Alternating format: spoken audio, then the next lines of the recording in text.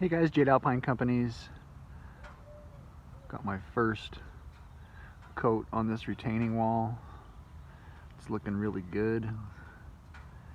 Doing some epoxy injection and some crack repair. But you can see the old section of the wall. Right there, what it looked like. Pretty gnarly. We'll get this other scratch coat on there and then do a final finish and then shoot our color that we're going to put on. It'll be beautiful. You can follow this project on my website, www.alpinecompanies.com. Click on my YouTube link and you can watch over 2,000 videos on my other projects. Thanks for watching. Jade Alpine, Little Retaining Wall Restoration. See you guys on the next one.